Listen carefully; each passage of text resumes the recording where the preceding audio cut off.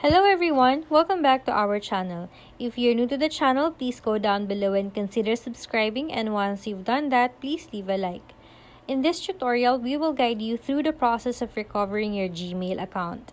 Losing access to your Gmail account can be a frustrating experience, but with a few simple steps, you can regain control.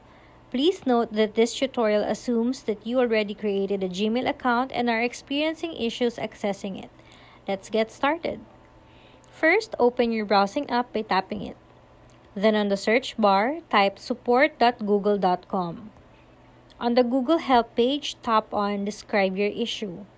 Then type Recover. The first one that should appear is this. Tap it. After doing so, tap on Community. In the Community page, scroll down until you find Post a Question. Once found, tap on it. Now we need to tap on Short Summary Issue and explain what your problem is. After that, we will explain the problem that we are facing. Make sure you elaborate it and include your used email address. Now scroll down for a little bit and tap Category. Select Account Access and Recovery and tap Next. Scroll down a bit and hit Next Step. Now in this section, you need to select Platform. It is the device that you used when you faced the problem. And tap Yes Include.